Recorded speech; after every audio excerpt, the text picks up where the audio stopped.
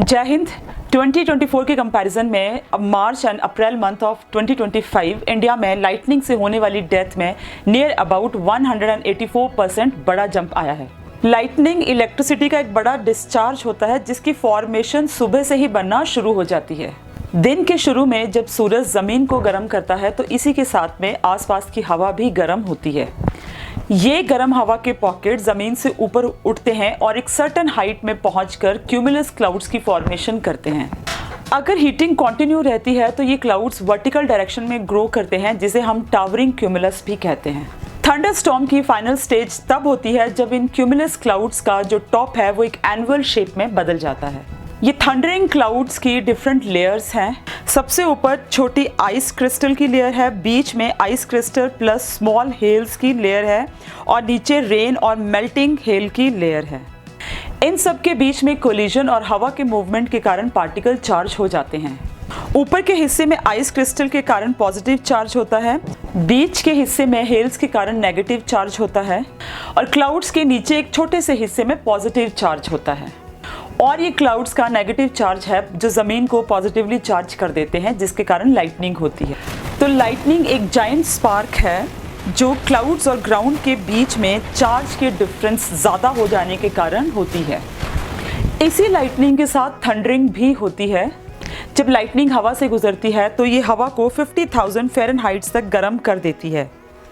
ये टेम्परेचर सन के सरफेस से नियर अबाउट 5 टाइम्स ज़्यादा है।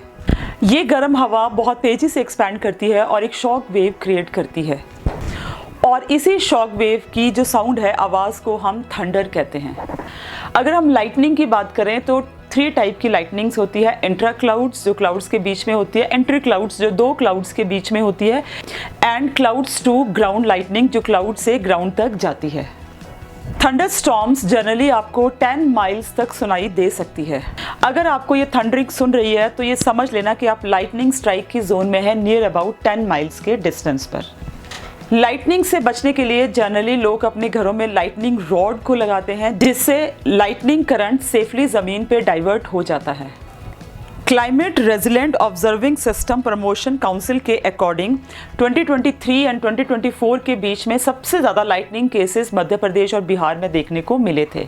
वैसे तो लाइटनिंग के बहुत सारे कॉजेज़ हैं बट ये जो स्पीड इसकी इंक्रीज़ हो रही है इसके 3 इंपॉर्टेंट रीजंस हैं।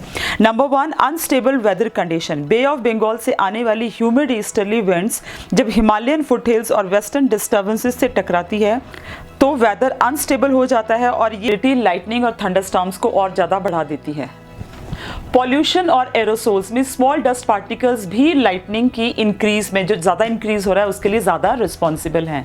Urbanisation is also one of the reasons कि day by day lightning and thunderstorm ज़्यादा हो रहा है क्योंकि सिटीज़ में टेम्परेचर आसपास के एरिया से ज़्यादा होता है और ज़्यादा गर्मी थंडरस्टॉर्म्स और लाइटनिंग के चांसेस को इंक्रीज कर देती है। इसके अलावा और भी बहुत सारे रीजंस हैं लाइटनिंग के, कमेंट बॉक्स में ज़रूर करिएगा। जय हिंद, जय भारत।